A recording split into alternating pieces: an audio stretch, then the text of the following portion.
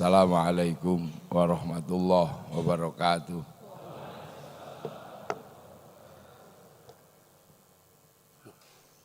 Itu enggak jatuh itu. Aman. Waduh, kayak luar angkasa. Bismillahirrahmanirrahim. Bismillah, alhamdulillah, wassalatu wassalamu ala rasulillah Sayyidina Muhammad ibn Abdillah wa ala alihi wa ashabihi wa azwajihi wa dhurriyyatihi wa ahli baitihi wa man tabi'ahum bi ihsan ila yaumil qiyamah. Bapak Rektor yang sangat kita banggakan, pengasuh santri 68.000 pesantren terbesar se-Indonesia. Dan para pembantunya, Yai Sedih yang Allah hormati, para sivitas akademika Unibro, teman-teman mahasiswa, dan seluruh hadirin wal hadirat yang berbahagia. Alhamdulillah, kita ini mulai 1-2 tahun terakhir inilah ya, mulai ada tema baru, ngaji kebangsaan. Biasanya ngaji muludan, Agustusan. Ini ada tema baru ngaji kebangsaan. Dan ini menjadi penting, karena ini zaman milenial. Milenial itu lintas batas. Lintas batas pengetahuan, lintas batas kebudayaan, itu milenial. Orang Malang bisa berbudaya Eropa. Tidak lagi mengatakan aku cinta padamu, tapi I love you. Orang Malang bisa makan spaghetti, bahkan lebih spaghetti daripada orang Itali. Orang Malang bisa lebih Arab dari Arab. Bahkan takbirnya bisa lebih tinggi dari Saudi.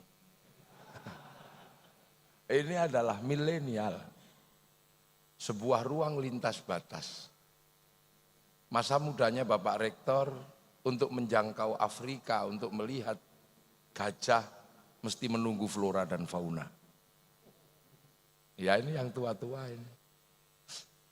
Makanya kalau dulu flora dan fauna acara favorit karena menunggu gajah dari Afrika. Walaupun kadang diganggu siarannya Pak Harmoko.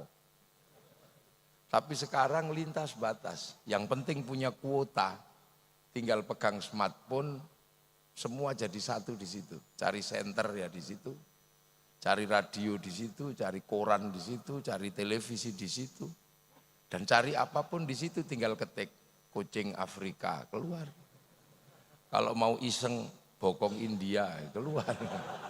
Itu milenial. Ini milenial. Manusia bertemu dalam satu ruang yang sesungguhnya adalah capaian-capaian peradaban. Akan tetapi satu yang tidak bisa dijangkau oleh anak milenial, apa? Batas teritori negara. Engkau bisa menjadi lebih Arab dari Arab, tapi ketika orang Malang pergi ke Arab, tetap ditanya pasportmu mana. Kita bisa lebih Amerika daripada Amerika. Bapak Rektor ini lebih Jerman dari Jerman kayaknya. Tapi kalau ke Jerman tetap ditanya pasportnya mana. Artinya batas teritori makhluk milenial adalah batas negara bangsa.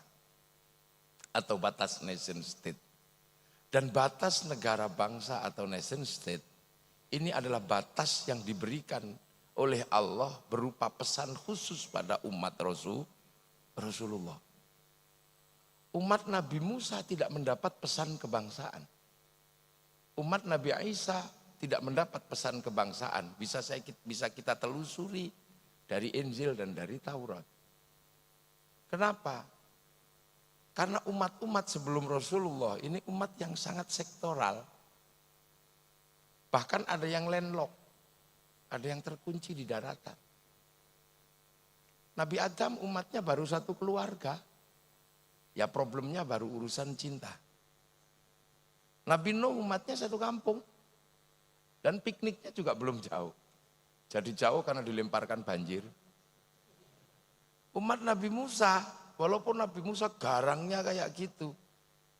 Baru seputaran Mesir sama Filistin. Nabi Isa baru sampai Romawi, itu pun Romawi yang datang. Umat Nabi Musa belum sampai Malang. Apalagi sampai Kangean belum. Kalau ada yang di Kangean. Tapi umat Rasulullah ini adalah umat yang sudah lintas batas. Ketika Rasul jadi Nabi, seluruh dunia sudah ada isinya. Sudah ada makhluknya. Dan makhluk di zaman Rasulullah sudah punya identitas bangsa. Makanya pesan waja'alnakum syu'uban wa qabaila cuman dikunci dengan satu kalimat, lita'arofu, agar kalian saling pengertian. Karena Rasulullah jadi Nabi itu umatnya sudah macam-macam. Dan bentuknya sudah berubah. Nabi Adam bentuknya masih tinggi ya segede inilah kalau Nabi Adam. 60 dirok itu, sak dirok segini. Artinya sekitar 55 meter. Besar umat Nabi, zaman Nabi Adam itu gede, wong kadalnya aja segede dinosaurus. Tapi zaman Nabi Muhammad pergeseran manusia lepas dari benua, lepas dari pulau, menghasilkan wajah dan bentuk yang sudah berbeda. Sudah yang masih terkunci di Arab berubah, apa tetap cantik ganteng. Yang bergeser ke Eropa tinggi besar rambutnya merah. Yang bergeser ke Afrika hitam gosong kayak kopi. Yang geser ke Cina berubah menjadi tembem sipit-sipit. Yang geser ke Indonesia menjadi kecil-kecil, pesek-pesek, minimalis. Nah ini ketika Nabi Muhammad jadi Nabi. Makanya pesan kebangsaan itu diberikan kepada Nabi. Dan untuk menghindari agar tidak terjadi perbenturan peradaban, perbenturan kemanusiaan, kaum muslimin itu diajarkan satu. Yang pertama sholat. Sudahlah kamu sholat situ. Ini menghadap kemana? Ini masjid sini. Menghadap ke barat. Gak boleh masjid di Indonesia menghadap ke timur. Gak boleh. Masjid ke barat sana. Sholatnya. Karena di sana ada kiblat. Kiblat itu di Makkah. Wujudnya batu yang ditumpuk. Yang merupakan tanda peradaban pertama di muka bumi. Muka bumi itu peradaban Adam yang disebut inna awwala baiti wudi'a lin-nasi lalladzi bi Bakkah mubarakah. Agar kita selalu ingat ke sana karena Nabi Adam turun, tandanya itu. Untuk mengingat kita bahwa kita ini akan pulang ke kampung halaman dan untuk mengingat bahwa kita ini alien yang pertama, itu aja. Loh, manusia ini alien pertama karena turun dari langit. Ya makanya karena alien ya rakusnya luar biasa, pinternya luar biasa, memimpinnya luar biasa dan bentuknya paling bagus, wong alien. Kita ini makhluk langit, makanya bentuknya ya berbeda dengan kambing. Makanya kita disebut aksani takwim, bentuk terbaik. Kambing dari dulu mulutnya begitu, kalau lapar Mbak kalau pengen kawin Mbak itu udah dari dulu. Tapi mulut manusia bisa ngomong, bisa bahkan tidak bunyi pun bisa ngomong. Aksani takwim, tangannya paling baik. Tangan monyet kalah sama manusia, tangan monyet gak bisa utek-utek upil, gak bisa.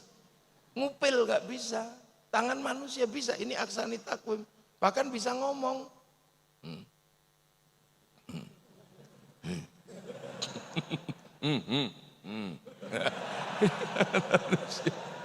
Lah ini laqad khalaqnal insana fi aksani takwim. Tapi aksani takwim kita ini sudah berbeda-beda di zaman Rasulullah. Sudah pesek, masih cakep, macam-macam aksani takwimnya. Lah kita kebagian aksani takwim Indonesia ya minimalis begini. Nah maka agar manusia itu tidak lupa walaupun berbeda-beda, dulunya tetap satu. Jadi pelajaran Bhinneka Tunggal Ika itu sebenarnya pelajaran Islam pertama kali dulu.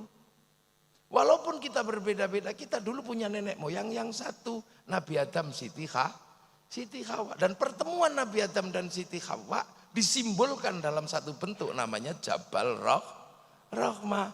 Makanya kita ini disuruh tengok Jabal Rahmah kalau pergi haji untuk mengenang masa lalu nenek moyang kita satu. Mau jadi Cina ya dari situ nenek moyangnya, mau jadi Arab ya dari situ, jadi Eropa juga dari situ, jadi Indonesia juga dari situ. Inilah prinsip dasar yang kemudian dikenal dengan ukhuwah basyariyah. Ini Islam ini sudah disiapkan untuk menjadi makhluk masa depan, untuk tidak tersandra oleh masa lalu. Jadi untuk menjadi manusia masa depan, Allah sudah bikin resolusi agar kaum muslimin tidak disandra oleh masa lalu. Makanya kita cuma diminta untuk saling pengertian gitu aja. Arab ya kita pengertian lah, cantik ganteng gak usah emosi. Karena gak ada air. Makanya dibikin cantik ganteng biar kalau gak mandi ya tetap cantik, tetap ganteng gitu aja. Ya kira-kira begitu, gak ada dalilnya. Dan karena ini bukan rukun iman gak usah dipercaya deh. Wong itu lita'arofu agar kalian saling pengertian. Cuman orang Depak memaknai saling mengenal, kurang pas kalau menurut saya. Bahasa saling mengenal untuk ta'aruf itu gak pas. Karena apa? Bahasa Indonesia mati ketemu bahasa Al-Quran. Ini biasa dalam rumus ilmu linguistik itu ada begitu. Kekalahan satu bahasa karena kalah tua. Bahasa Indonesia sama bahasa Jawa kalah tua. Makanya bahasa Indonesia nggak sanggup menerjemahkan kunduran truk, nggak bisa. Nggak bisa. Dia mati dia. Pecirit itu udah nggak bisa. Iya. Ini dalam tataran ilmu linguistik memang ada masalah. Makanya ketika bahasa Indonesia ketemu bahasa Arab mati. Lita'arofu bimakna saling mengenal. Bukan saling pengertian. Karena kalau mengenal itu bisa menjadi masalah. Saya mengenal tikus tapi pengen mukul kepalanya aja. Saya kenal ular tapi pengen bunuh aja. Maka lita'arofu adalah saling pengertian. Eropa tinggi besar rambutnya merah, kita pengertian aja. Karena di sana musim dingin. Kalau dibikin kecil kedinginan mati itu aja. Makanya mereka kalau musim dingin lari ke Indonesia karena kehilangan ultraviolet, pigmen kulitnya berubah, maka dia lari ke negeri tropis untuk berjemur. Maka sesungguhnya ketika mereka ke sini itu berjemur bukan pornografi. Kita aja yang ngeres kata. Maka siapapun pemimpin dari Unibro nanti yang lahir, tolong enggak usah bikin perda syariat khusus mengatur turis harus pakai jilbab, enggak usah. Ini pengertian dasar. Orang Eropa kalau musim dingin tanpa daun karena rontok di musim gugur. Makanya bulan Desember ketika tidak ada daun, Natal menggunakan daun cemara karena hanya daun itu yang tidak rontok. Makanya tidak usah heran kenapa Natal pakai daun cemara, karena itu yang tidak rontok, bukan saking hebatnya daun cemara. Seandainya Natal asli Malang bisa daun jambu, bisa daun mangga. Makanya takmir masjid Raden Fatah tidak usah emosi. Jangan kau tanam cemara di depan masjid kami, itu pohon Kristen, semenjak kapan pohon punya agama? Ini. Jadi Islam itu sudah dipersiapkan betul untuk menjadi manusia masa depan. Afrika kenapa hitam gosong? Tidak usah emosi. Allah menitipkan singa di Afrika, dibikin putih dikejar singa kelihatan. Lah kalau hitam tengkurap udah dianggap kayu kebakar, udah nggak kelihatan. Cina kenapa tembem sipit? Karena di sana ada musim dingin, salju turun, mataharinya keluar, silaunya luar biasa. Lama-lama ya begini silau. Indonesia kenapa kecil-kecil, pesek-pesek dan minimalis? Allah menempatkan kita di buminya yang paling indah namanya Indonesia. Lah itu aja kita diminta pengertian aja, lita'arofu agar pengertian. Ini Islam dipersiapkan dialektikanya. Makanya Islam ini makhluk masa depan betul. Jadi kalau sudah lihat Jabal Rohmah kok nggak mengerti perbedaan antar bangsa dan perbedaan manusia, ini pasti hajinya mardut. Eropa apa dikasih bekal itu? Tidak. Bagi Eropa ras terbaik adalah ras Arya. Ras Arya ini ras terbaik, kulit putih terbaik. Makanya ketika Christopher Columbus terdampar di Tanjung Harapan, menemukan orang Afrika, dianggap bukan manusia. Dianggap ini adalah neraka yang dibiarkan oleh Allah, karena kejahatan di dunia dibalas oleh neraka, dibakar tapi tidak boleh mati agar bisa disiksa lagi. Orang gosong dengan rambut hitam adalah bukti neraka itu ada. Makanya Christopher Columbus menembaki orang Afrika. Dan bahkan kemudian perbudakan dimulai dari Afrika. Hampir seluruh perbudakan dimulai dari Afrika. Maka Afrika ketika menghindari perbudakan, maka konsep kecantikannya berbeda dengan orang lain. Tanpa bibir itu cantik, tanpa telinga itu cantik, karena dipotong untuk menghindari perbudakan. Dan cerita perbudakan dari Afrika yang paling mengerikan adalah cerita Amistad, di mana manusia Afrika dikapalkan dalam satu lambung, ditumpuk seperti kayu. Yang mati dibuang di laut, yang selamat dijadikan budak di Eropa. Peristiwa Amistad adalah peristiwa kemanusiaan yang tidak bisa dihapus sampai hari ini. Dan Amistad akhirnya meninggalkan satu keindahan yang kita bisa rasakan. Dalam duka mereka menciptakan musik yang dikenal dengan musik akapela. Musik akapela akhirnya didekonstruksi oleh orang Eropa menjadi musik jazz, menjadi musik kelangenan. Musik jazz kemudian diadaptasi lagi, didaur ulang menjadi musik blues yang dijadikan alat pemberontakan namanya musik rock. Ketika masuk Indonesia berubah menjadi rock dut. Ini ya. Orang Eropa masuk ke Indonesia tidak pernah memandang kita adalah manusia. Karena bagi mereka di luar ras Arya adalah bukan manusia. Dan pola pikir itu tercetak bahwa selain manusia adalah keturunan monyet. Dan monyet tertua ada di Nusantara namanya Pithecanthropus erectus, Zuluensis dan Wajakensis. Makanya kemudian Belanda memperlakukan orang Indonesia tidak lebih dari manusia. Itu harus kita pahami. Makanya di Pulau Jawa Belanda menyebut orang Jawa dengan sebutan kowe. En kowe adalah munyuk. Karena alat anak monyet namanya munyuk. Dan dia tidak punya hak konstitusi. Makanya orang Jawa Timur jarang yang menyebut kowe. Tapi kon, iso dikongkon. Meningkat dikit yang punya hak konstitusi namanya sampean karena kaki. Penjenengan kang jumeneng, sinuwun kang dimintai, ngarso dalem yang berdiri di depan manusia. Makanya jangan sebut temannya kowe karena itu tinggalan Belanda. Karena kita disebut Pithecanthropus Wajakensis Zuluensis. Wah, ini lah.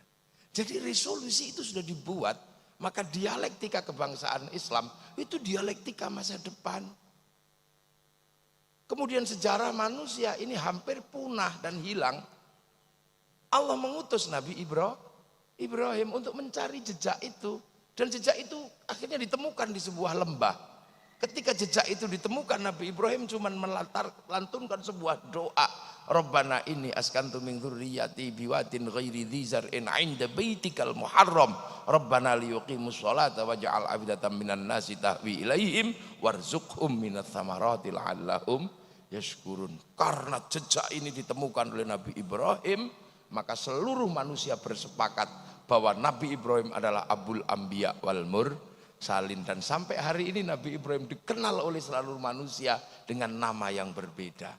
Ada yang mengenal Ibrahim dengan istri Sarah, ada yang mengenal Abraham dengan istri Sarah, ada yang mengenal Brahma dengan istri Saraswati. Orang Hindu mengenal Brahma, istrinya Saraswati. Orang Ibrahim mengenal istri Sarah, mengenal Abraham istrinya Sarah. Sudah selesai di situ, ada resolusi konflik. Kemudian Nabi Ibrahim meninggalkan dua jejak kelahiran, yang satu berputra namanya Ishak, yang satu berputra namanya Ismail. Dari Ishak lahir Yakub atau Israel, dari Israel melahirkan sebuah bangsa namanya Bani Israel. Dari Bani Israel lahir Nabi Musa melahirkan peradaban Yahudi, dari situ lahir Isa melahirkan peradaban Nasrani. Dan dari Islam dilahirkan dari peradaban Ismail, punya Nabi Muhammad Shallallahu Alaihi Wasallam, peradabannya Islam. Yang satu berpusat di Masjidil Haram, yang satu berpusat di Baitul Maqdis. Maka harus ada resolusi konflik. Resolusi konflik itu diselesaikan oleh Allah dengan mengangkat Rasulullah ke langit, minal Masjidil Haram ilal Masjidil Aqsa. Ini luar biasa persiapan Islam untuk menjadi agama masa depan. Dan agar simbol Ibrahim tidak hilang, maka kaum muslimin jejak Ibrahim diadakan dan dibiarkan utuh dan untuk dinapaktilasi. Bekas Nabi Ibrahim diabadikan dalam sebuah batu namanya Maqam Ibrahim. Jejaknya Nabi Ismail diabadikan dalam sebuah bentuk namanya Hijir Ismail. Lari-larinya Siti Hajar diingatkan dalam Sofa dan Marwah. Lempar setan dalam Jamarat Ula, Wusqa Aqobah, dan begitu seterusnya. Dan kaum muslimin mengambil alih simbol itu dengan ibadah haji. Makanya biar kaum muslimin yang paling akhir tidak lupa dengan Ibrahim dan keturunannya, maka resolusinya minal masjidil haram ilal masjidil aqsa, dan di situ kaum muslimin disuruh sholat. Dan di dalam sholat kemudian ada titik di mana kita harus rela antar perbedaan dengan satu saudara yang berbeda agama. Yang muslim dengan cara Islamnya, yang Yahudi dengan cara Yahudinya, yang Nasrani dengan cara Nasraninya. Maka kemudian Islam, ajaklah mereka ke jalan Tuhanmu. Ud'u ila sabili rabbika bil hikmah. Ajak yang baik. Kalau enggak bisa ya sudah doakan. Karena sholat mengajarkan doa juga untuk mereka yang tidak bisa diajak. Doa itu dikenal dengan kama shollaita ala sayyidina Ibrahim wa ala ali sayyidina Ibrahim. Kama barokta ala sayyidina Ibrahim wa ala ali sayyidina Ibrahim. Luar biasa.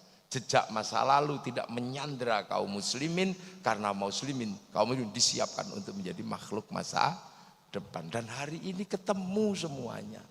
Di era milenial ini ketemu antar bangsa. Orang Jepang tidak perlu datang ke Malang, tapi mic-nya hari ini saya pakai untuk pengajian. Orang Jepang tidak datang, orang Korea tidak datang, tapi Samsungnya kita pakai setiap hari.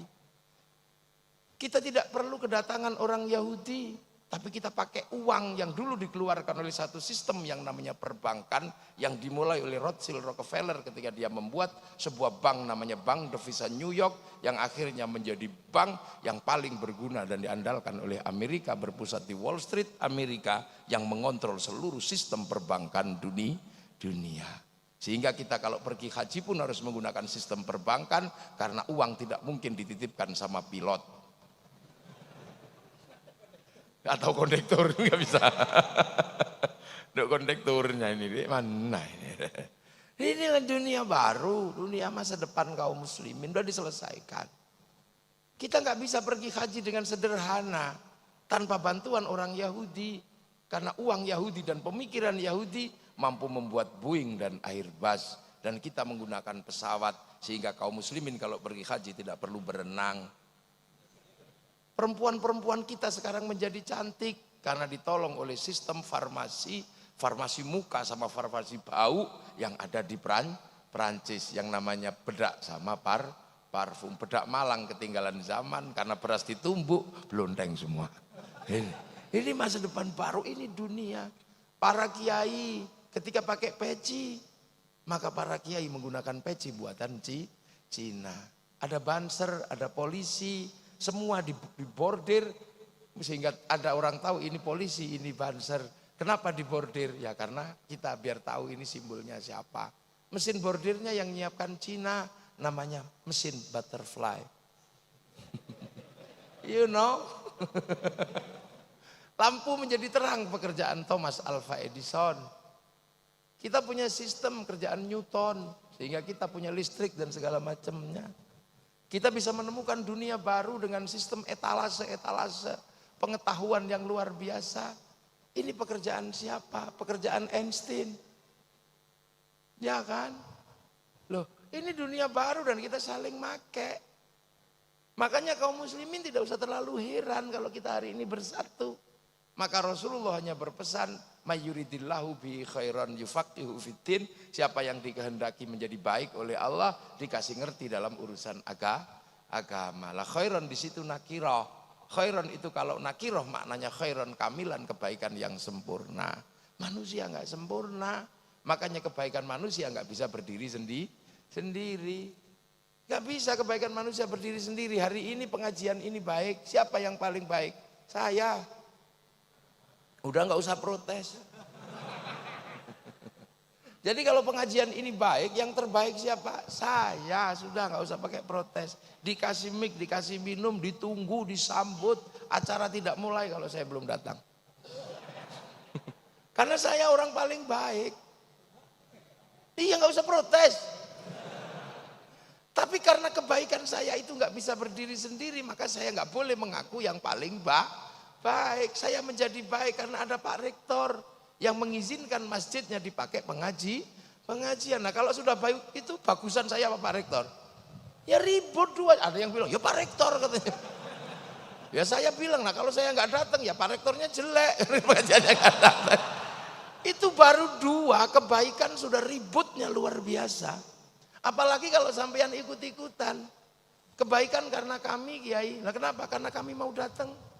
Coba kalau kami nggak datang, bukan pengajian. Nah terus apa? Cek sound. Ini susah gitu.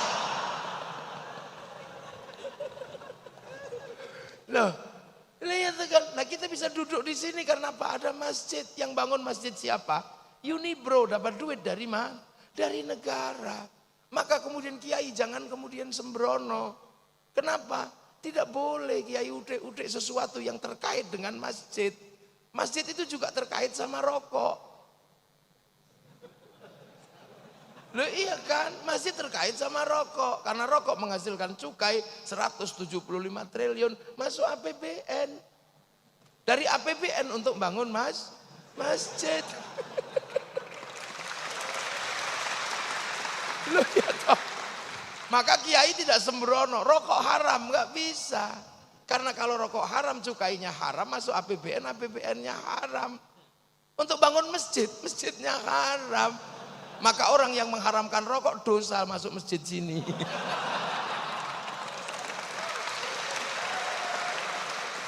Loh ini loh. Kiai Hasyim Asy'ari ketika melawan Belanda menggunakan rumus man tasyabbaha biqaumin fahuwa minhum. Siapa yang menyerupai Belanda, dia sama dengan Belanda. Makanya karena Belanda pakai uang gulden, akhirnya Kiai Hasyim disuruh bayar pajak pakai uang gulden, nggak mau. Kalau mau sapi ambil, kalau mau beras ambil, tapi kalau mau pakai gulden saya nggak mau, karena saya sudah mengharamkan apapun yang terkait sama Belanda. Lah orang sekarang lupa, haram rokoknya, cukainya mau. Ini ndak istiqomah. Bank haram tapi pakai uang. Loh uang itu produksi bank bukan produk KUD. Maka kiai ulama-ulama kita ini selalu dianggap tidak revolusioner, bukan karena itu, karena kalau sudah mengambil hukum agama konsekuensinya syar'i. Kalau konsekuensinya syar'i nggak bisa macam-macam. Bank haram nggak bisa. Kalau bank haram baca Quran haram. Karena seluruh percetakan Quran utang bank dulu sebelum dibeli oleh negara. Jadi jangan sembrono ketika bikin hukum haram. Kami nggak suka, udah gitu aja. Nggak bisa. Ini loh Pak Rektor. Makanya dunia ini kalau dengan sistem yang ini, makanya jadi aneh. Ini dunia baru. Eranya umat Rasulullah. Rasulullah ini makanya kalau kita makan aja misalnya doanya Allahumma barik lana. Kenapa mutakallim al ghair bukan mutakallim wahdah? Padahal seretan ya seretan sendiri. Karena makan itu nggak bisa sendiri, yang nanam berbeda, yang bikin bumbu berbeda, yang bikin kompor berbeda, yang ulek-ulek berbeda, yang bikin cowek berbeda. Kita nggak pernah ngerti ketika tukang cowek itu bikin cowek airnya kurang, dikencingi, kita juga nggak paham. Ini kehidupan. Makanya para ulama hati-hati betul ketika sudah terkait dengan umat Rasulullah akhir zaman. Nggak bisa masuk gereja kafir, itu nggak bisa lagi. Cleaning service-nya bagaimana? Tukang AC-nya bagaimana? Nggak bisa. Jangan begitu. Makanya kiai-kiai santri ini kadang dianggap tidak responsif, tidak revolusioner. Padahal sedang menjaga agar umat tidak terjebak pada keharaman yang lebih panjang.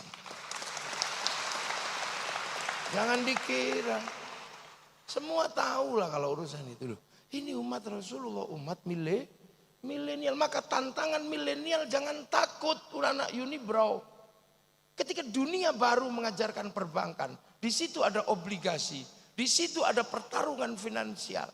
Kita harus berada di situ untuk bertarung di situ. Jangan ketika gagap di situ mundur. Bank haram, kalah kamu dalam percaturan dunia baru. Akhirnya kalian menjadi kelompok informal. Sibuk sana, sibuk sini, bikin website. Akhirnya menyebar uak sana sini. Itu duniamu.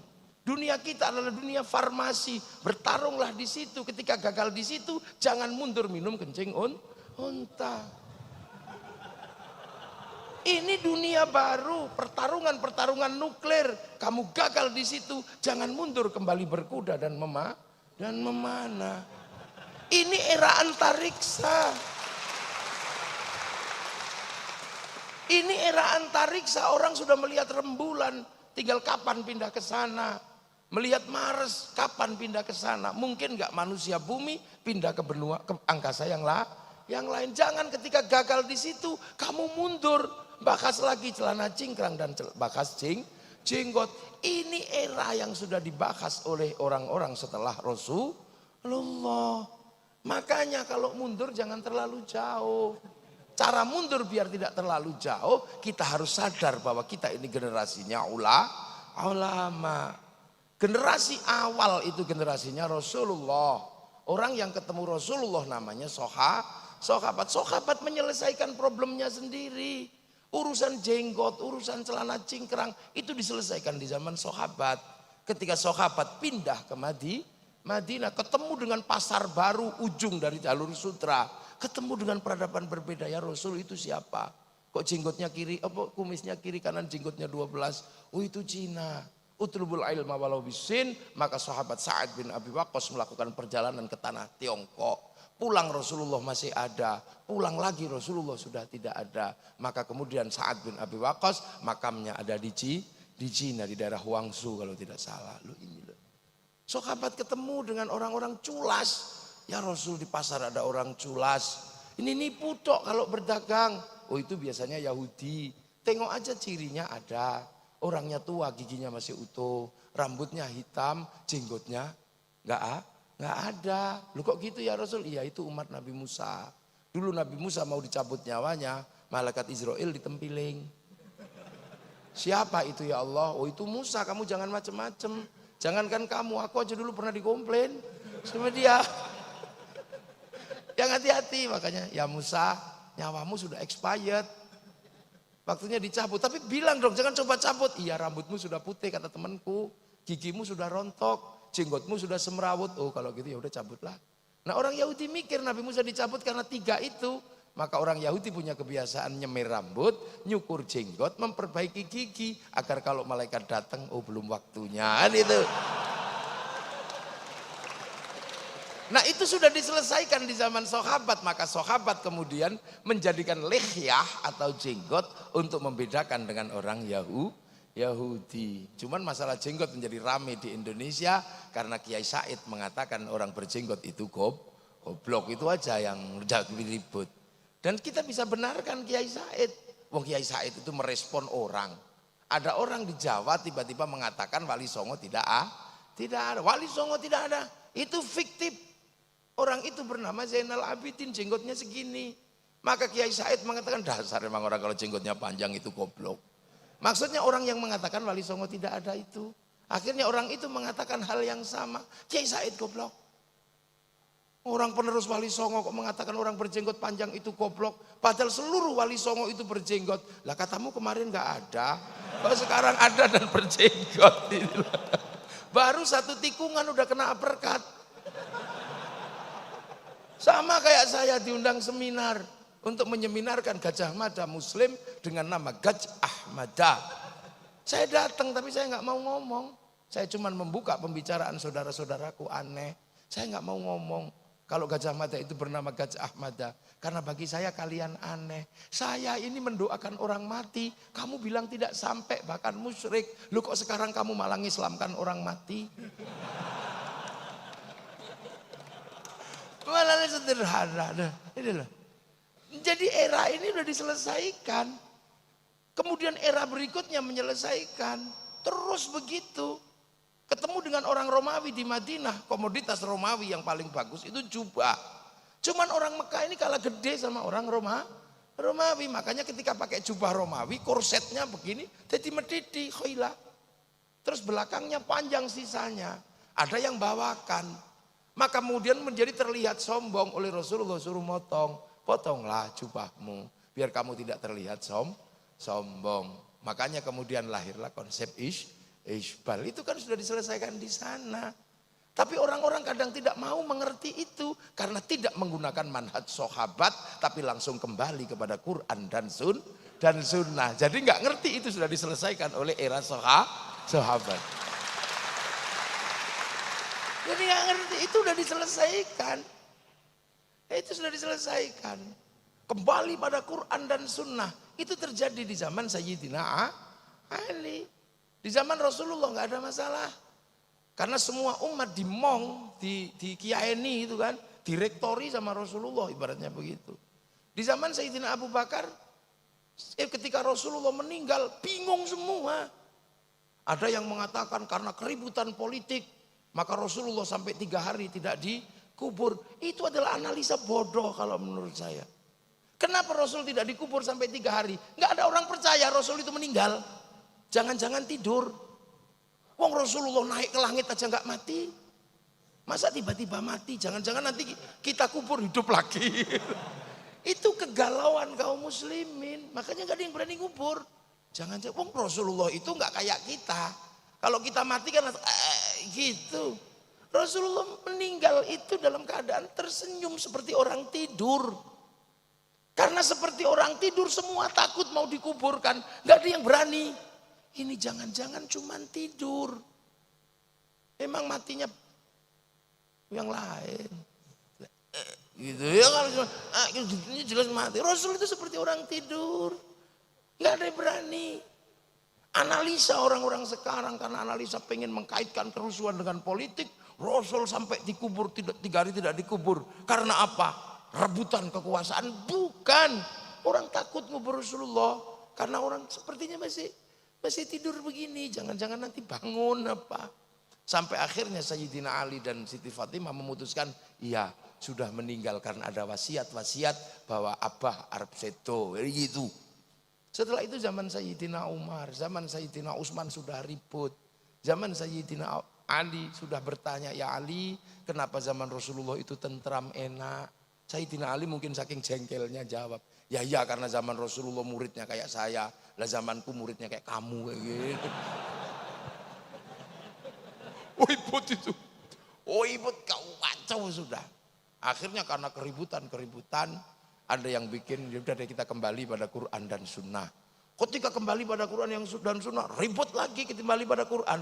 Yang satu ketemu sitati ayamin, yang satu ketemu kun fayakun, yang satu ketemu innallaha ala kulli syai'in qadir, yang satu ketemu innallaha la yughayyiru ma biqaumin hatta yughayyiru ma bi anfusihim. Akhirnya ada umat yang dimong, diopeni sama Ghilan ad-Dimashqi, Ma'bad al-Juhaini dengan aliran akal namanya Qadariyah. Ada yang diopeni sama Jaham bin Sofwan dengan aliran takdir. Ada yang mengatakan ya udah deh biar saya enggak kesana enggak kesini, namanya Murji'ah.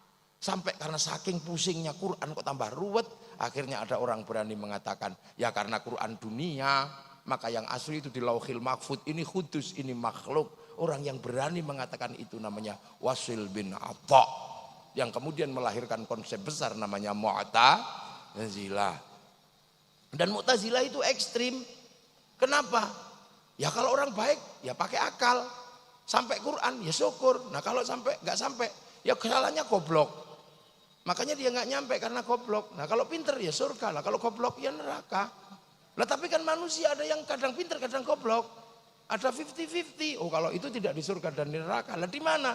Tempat rehabilitasi. Lah tempat rehabilitasi itu apa namanya? Al-Mangzilah bainal mangzilatain. Urusan-urusan seperti ini sebenarnya semua sudah dilewati oleh para sahabat di generasi sahabat, berbeda dengan generasi tabi'in. Makanya santri tidak pernah terjebak dalam perdebatan masa lalu, karena santri selalu menjaga ada etape antara Rasulullah dengan umat. Yang ketemu Rasulullah namanya sahabat, yang ketemu sahabat namanya tabi'in, yang ketemu tabi'in namanya tabi'at tabi'in, yang ketemu tabi'at tabi'in namanya tabi'at tabi'in. Nah kalau kita ketemunya namanya ulama. Nah itu kan, maka siratal mustaqim itu dimaknai siratal anbiya wal mursalin. Ini yang ketemu ya cuman sahabat. Makanya sahabat itu hanya orang Arab, karena yang ketemu Rasul namanya Abu Bakar, Umar, Utsman, Ali. Enggak ada sahabat namanya Joni, enggak ada. Nah itu. Nah, setelah itu siratal syuhada'i was salihin. Siratal aulia, baru kemudian siratal ulama. Lah kita ini ketemu dengan siratal ulama karena kita ini adalah generasinya para ulama. Maka kemudian runtutan yang panjang ada ilmu namanya ahli sunnah wal jamaah. Sunnah wal jamaah pertama sahabat, wal jamaah kedua tabi'in, wal jamaah ketiga tabi'at tabi'in, dan kita wal jamaahnya ulama. Makanya santri tidak pernah bermasalah. Karena tahu ini peristiwa. Lah yang bermasalah itu siapa? Yang lupa dengan jalan yang panjang langsung kembali kepada Rasulullah. Mesti konslet semua kalau ini sudah terjadi. Dia lupa era madhab sudah dibicarakan, era tabi'in sudah dibicarakan. Makanya santri enak bahwa kita muridnya ulama, al ulama warasatul anbiya, pewaris. Namanya pewaris kan ditanya dari mana warisanmu? Kalau sampean nanya, saya dapat warisan dari mana? Dari orang tua saya. Orang tua saya diwarisi dari guru-gurunya. Diwarisi dari siapa? Dari Kiai Fakih.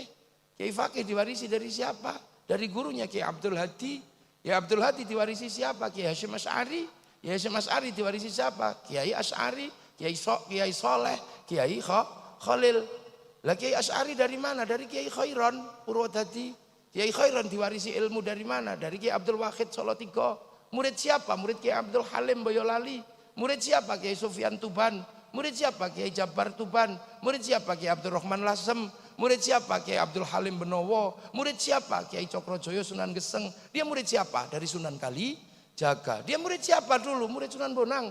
Murid siapa? Murid Sunan Ampel. Bang Ampel murid siapa? Mbak Ibrahim Asmoro Kondi. Murid siapa? Sayyid Jumadil Kubro atau Sayyid Jamaluddin Al-Husaini Al-Kabir. Itu murid siapa? Sayyid Muhammad. Murid siapa? Sayyid Ahmad Jalaluddin. Murid siapa? Sayyid Abdul Malik. Murid siapa? Sayyid Alawi Amil Faqih. Dia murid siapa? Sayyid Ahmad Sokhib Mirbat. Murid siapa? Sayyid Ali Khalid Qasam. Murid siapa? Sayyid Alwi. Murid siapa dia? Murid Sayyid Muhammad. Dari mana dia dapat? Dari Sayyid Alwi. Dia dari mana? Dari Sayyid Ubaidillah. Murid siapa? Sayyid Ahmad Al-Muhajir. Murid siapa? Sayyid Isa. Murid siapa? Sayyid Muhammad. Dia dari mana? Dari Sayyid Ali Uraidi. Murid siapa? Sayyid Ja'far Shadiq. Murid siapa? Sayyid Bakir. Murid siapa? Sayyid Ali Zainal Abidin. Dari mana? Dari Sayyidina Hasan dan Husain. Dan dari mana? Dari Sayyidina Ali. Nah ini dari siapa? Langsung dari Rasulullah Muhammad Sallallahu Alaihi Wasallam. Jadi tidak perlu mempersoalkan ini. Lah kebetulan kita ini di sini. Para ulama keluar dari Arab. Para sahabat keluar. Keluar dari Madinah ketemu orang Persia. Orang Persia agamanya Majusi, cerdas-cerdasnya luar biasa. Punya negara besar namanya negara Persia. Lah rajanya siapa? Rustum. Orang Jawa mengenalnya Rustam. Yang masuk ke situ Sayyidina Ali, enggak ribut.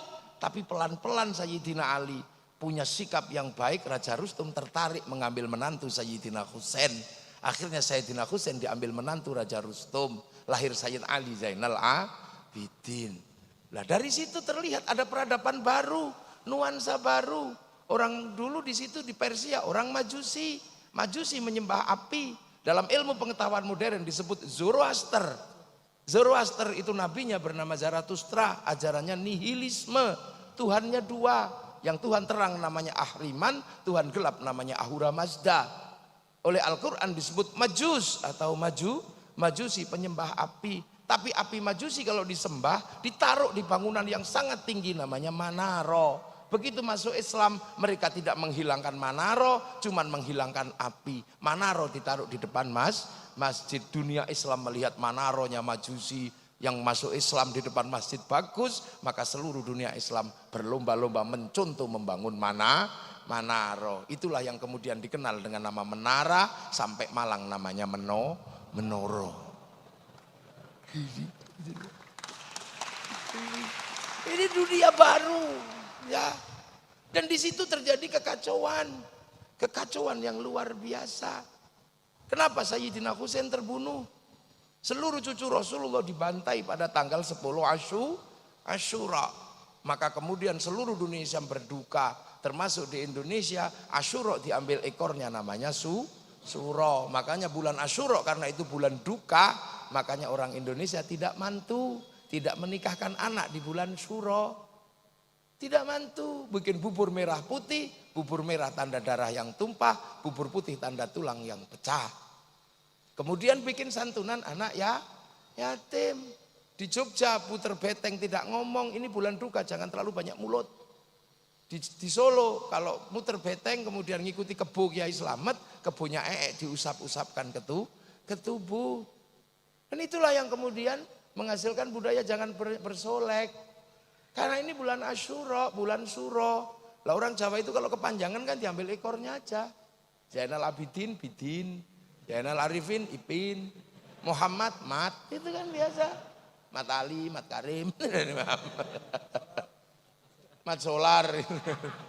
Lah, tapi bagi orang yang tidak mengerti, ini kena korban hoa. Apa hoanya? Orang Jawa tidak mantu di bulan Suro karena hormat Nyi Roro Kidul mantu. Ini hoa. Hoa dari mana? Hoa dari Belanda. Ketika Belanda menyuruh seorang santri yang kere, yang tidak punya kekayaan apa-apa, nggak tahan akhirnya ikut Belanda, namanya Ngabdullah atau Abdullah. Dia disuruh nulis 2 serat, yang satu serat Darmo Gandul Kadoloco, yang satu bernama serat Sabnoyo Genggong. Sabdo Palon Noyo Genggong dibuka dengan cerita yang nyerang Majapahit adalah Raden Fatah, mumpung ini namanya masjidnya Raden Fatah. Ya, yang nyerang Majapahit itu Raden Fatah, artinya dia anak durhaka karena menyerang bapaknya. Bukan, yang diserang Raden Fatah adalah Girindrawardhana, musuh Brawijaya V. Kenapa Girindrawardhana memusuhi Brawijaya V? Karena Girindrawardhana adalah cucu dari orang yang bernama Jaya Katuang. Jaya Katuang itu siapa? Yang bunuh Kertanegara. Dan Jaya Katuang dibunuh sama menantu Kertanegara yang namanya Wijaya, yang akhirnya bergelar Brawijaya di sini. Hebat dia, istrinya 4.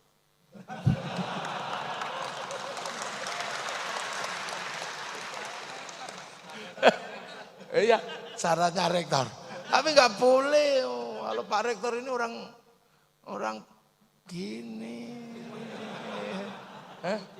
Iya, muwahidin. Enggak, lah itu. Lah Brawijaya mendirikan Majapahit, punya anak namanya Jaya Negara. Itu, tapi Jaya Negara direbut sama Kuti dan Semi, kemudian Kuti Semi dibantai oleh Tribuana, Tribuana punya anak Hayam Wuruk melahirkan generasi berikutnya termasuk Brawijaya V. Jadi ini. Dan di era-era Majapahit inilah bangsa Indonesia, bangsa Nusantara punya kerajaan Majapahit di era ini yang mampu menaklukkan 2/3 dunia. Yang mampu menaklukkan 2/3 dunia, ini luar biasa. Jadi bangsa ini bukan bangsa kecil, kita bangsa besar. Di Semenanjung Korea Selatan ada provinsi namanya Kimhae yang buka hutan dan diakui sebagai pendiri provinsi Kimhae. Itu orang Jawa namanya Surowareng. Nggak ada Surowareng orang Korea Selatan. Kita bangsa besar. Nah itu dibalik ceritanya. Lah siapa sih Jaya Katuang itu kok begitu dendamnya sama keturunan Majapahit? Jaya Katuang adalah keturunan Kertajaya. Kertajaya adalah Raja Kediri yang dibunuh oleh Kenarok tahun 1222 pada Perang Ganter. Kenarok mendirikan Singasari, Singasari melahirkan Kertanegara, mampu menaklukkan Mongolia. Bangsa yang mampu menaklukkan Mongolia adalah bangsa Nusantara. Jadi jangan menganggap kita bangsa kecil, gitu loh. Nah itu dibalik sama si Sabdo Palon Noyo Genggong ini, yang nyerang Majapahit adalah Raden Fatah. Yang kedua adalah serat Darmo Gandul Kadoloco, ini serat Purno. Darmo Gandul ya mengsak Darmo Gandul, artinya telur 2 itulah. Gandul di mana? Di Kadoloco. Kadoloco itu gadul melonco. Olok-oloknya orang Jawa kalau Islam itu sunat, gadule melonco, nggak ada kulitnya. Maka Darmo Gandul Kadoloco kalau sempurna hidupnya harus ketemu dengan Dewi Perjiwati. Farji adalah dalan bayi, kan gitu. Lah saat mencari Dewi Perjiwati melewati Laut Selatan, ketemu Nyi Roro Kidul mantu di bulan Suro. Makanya orang yang menganggap orang ini tahayul bahwa orang Jawa karena menganggap Nyi Roro Kidul mantu korban hoa. Nah. Jadi kemudian inilah menjadi cerita sejarah besar bahwa cucu-cucu Rasulullah yang di sana kehilangan tanah air karena diusir dari jazirah sana. Nggak punya lagi Makkah, nggak punya Madinah, terusir. Ketemu dikit dibunuh sama keluarga Yazid bin Muawiyah. Maka kemudian menjauh keturunan ini. Sampai kemudian Said Ali Zainal Abidin punya anak Said Bakir punya anak namanya Sayyid Ja'far. Sayyid Ja'far itu udah nggak kuat di sana, maka curhat sama kakeknya.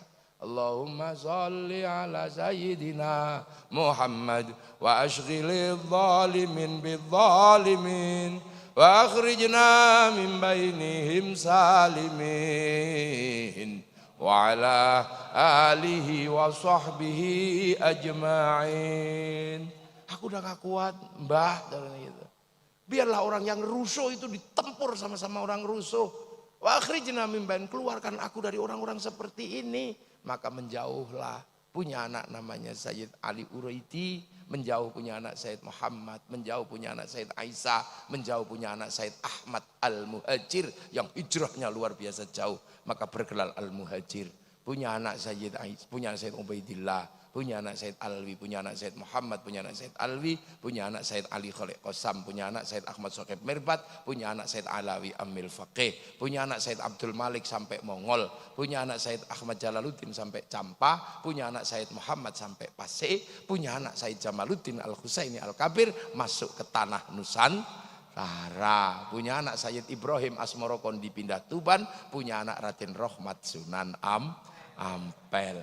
Loh, Lah ini maka kemudian ketika ketemu dengan bangsa baru, karena pengalaman pahit di sana, ketemu dengan bangsa Nusantara yang sangat maju, maka para ulama ini tidak ribut, nabrak Majapahit, mati. Karena ini negara kuat, negara besar, secara ekonomi mapan, secara politik mapan, secara agama mapan, seluruh peradabannya maju. Dan susah untuk diceritakan surga. Kalau diceritakan surga, air mengalir Nusantara, air mengalir di mana-mana. Diceritakan tentang perempuan yang indah dinikahi banyak. Orang Jawa susah kalau punya istri banyak. Karena istri satu aja cerewetnya luar biasa. Kenapa? Karena perempuan di sini mandiri. Di Arab perempuan tidak mandiri karena urusan kehidupan tergantung laki-laki, berburu laki-laki, berperang laki-laki. Di sini hampir seluruh pekerjaan malah perempuan. Metik teh, metik kopi, ya malah perempuan. Makanya perempuan ditinggal laki-laki di sini mandiri, nggak ribut, karena bisa hidup tanpa laki. Paling kalau beranak aja ya nggak bisa. Maka di sini mandiri. Ceritain surga dari susu, orang sini nggak suka minum susu. Diceritani madu, di setiap luang ada madu di sini. Maka kemudian yang dihadapi adalah bangsa yang besar, bangsa dengan dialektika yang sangat maju. Makanya jangan pernah membayangkan bangsa ini bangsa kecil. Eropa punya kisah cinta yang namanya Romeo Juliet. Orang Cina punya kisah cinta namanya Sampai Engtai. Orang Arab punya kisah cinta Kais dan Laila. Bangsa kita punya kisah cinta Andi-Andi Lumut, Panji Asmoro Bangun. Di sana punya laki-laki yang kuat namanya Samson. Di sini punya laki-laki yang kuat namanya Bandung Bondowoso. Di sana punya ibu tiri yang kejam namanya Cinderella. Di sini punya bawang putih, bawang merah. Di sana punya kura-kura ninja, kita punya kancil nyuri timun. Apa beda? Jadi jangan kemudian kita ini selalu dikatakan bangsa jelek, bangsa jelek, bangsa jelek. Orang Arab punya alat musik namanya terbang, terbuat dari kayu dan kulit. Orang Eropa punya alat musik namanya gitar, terbuat dari kayu dan tali. Bangsa kita punya alat musik namanya gamelan, terbuat dari logam. Artinya hanya bangsa yang menguasai ilmu pertambangan yang maju dan penguasaan metalurgi yang mapan mampu membuat alat musik dari logam. Tapi kemudian logam dimusyrikkan. Keris yang dilebur dengan suhu 15.000 derajat yang Jerman sampai hari ini nggak sanggup dimusyrikkan. Logam-logam dibid'ahkan. Akhirnya kita kehilangan metalurgi dan kehilangan ilmu pertambangan. Unibrow tidak boleh menjadi korban uak seperti itu. Harus maju. Tidak boleh. Unibrow ini masa depannya di sini, ini di kepala kita ini. Jangan takut dan jangan mundur. Karena apa? Kita sudah tahu ini sudah diselesaikan generasi ini. Makanya ahli sunnah wal jamaah menjadi penting dipegang oleh kaum muslimin. Dari sana membawa cara-cara beragama persis kayak Rasulullah. bahwa baju Rasulullah namanya jubah. Jubah dianggap oleh para ulama wali dulu baju syar'i, maka ulamanya bisa pakai baju syar'i. Tapi yang di kampung-kampung nggak mungkin pakai baju syar'i. Makanya kemudian baju syar'i yang namanya jubah dipotong. Potongan syar'i namanya syar'un.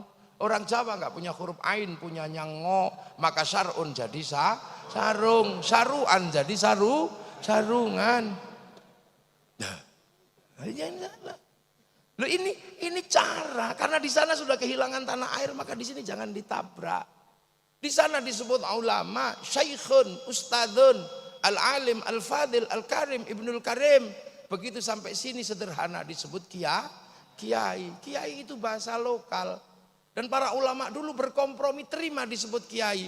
Yang harus berkompromi dengan kebu Kiai Slamet, tombak Kiai Pleret, keris Kiai Sengkelat, bahkan Kiai Guntur Madu, tapi tetap mandiri dengan Kiai Haji.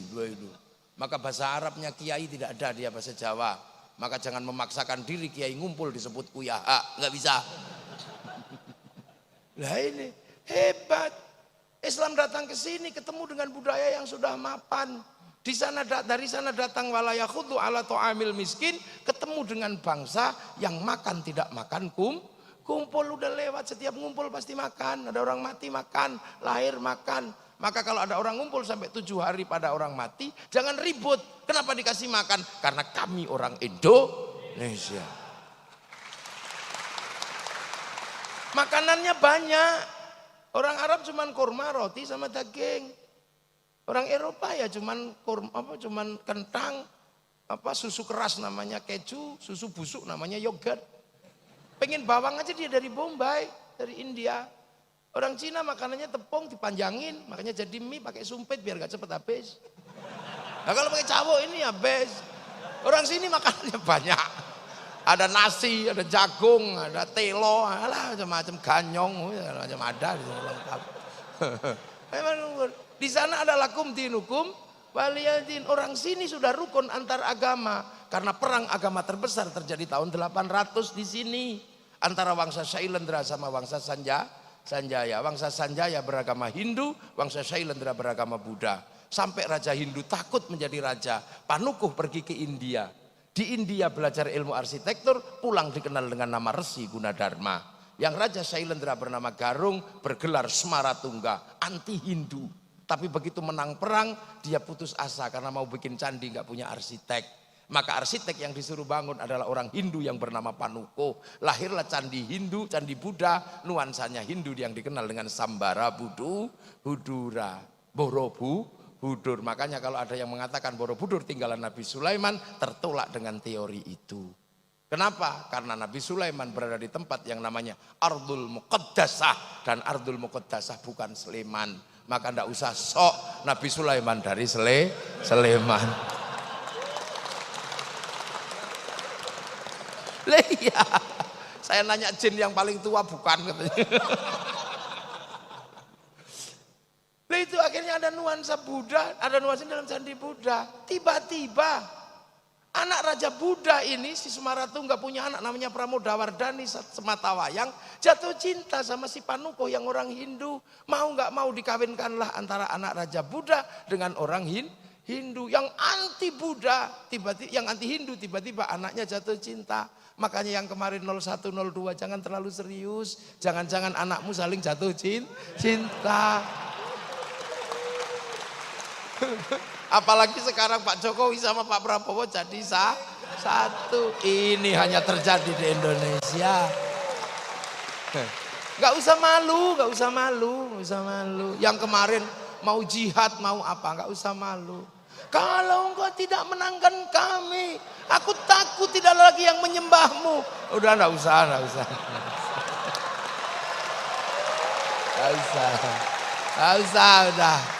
Ini Pak Jokowi, ini Pak Prabowo, orang-orang hebat di Indonesia. Akhirnya 5 tahun ke depan orang juga takut kalau berseberangan terlalu serius. Jangan-jangan kayak kemarin. Ini selesailah para supporter ini. Ampun sudah sekarang ini. Ketemu strategi berangkulan antara orang Jawa. Ya, orang Jawa Solo dan orang Pak Prabowo itu turunan mana itu, Jawa sama Manado. Rukun, gitu. Yang lain supporternya, hah? Aku udah terlanjur cerai, gimana? Aku udah terlanjur mengatakan haram. Aku udah terlanjur bersumpah akan potong kemaluan. Ini gimana? Terus gue mesti bilang wow gitu? Enggak juga. Makanya biasa aja. Lu akhirnya selesailah problem Hindu Buddha. Akhirnya ketika Merapi meletus pecah dua, Semaratungga punya keturunan namanya Bala Putra Dewa dari bangsa Sailendra pindah Palembang, gak ribut agama. Karena makanya Sriwijaya jadi besar. Sindok pindah ke timur bangun bangsa Isyana, menjadikan diri sama Doho, lahirlah Singosari, gak ribut agama. Pada zaman Majapahit, di zaman era Brawijaya, bangsa ini dirukunkan dalam satu kerukunan besar namanya Bhinneka Tunggal Ika. Setelah itu saling jaga, Hindu jaga Buddha, Buddha jaga Hindu. Maka kemudian kalau ada Banser, ada Ansor kok jaga gereja, gak usah ribut. Itulah warisan asli bangsa Indonesia. Di Bali yang jaga masjid pecalang, di New Zealand yang jaga masjid orang Nasrani. Gak usah ribut, tumpeng masuk gereja, gak usah marah, gak usah emosi. Gak usah. Hanya karena kebiasaan, gak usah. Udah biasa aja ini Indonesia.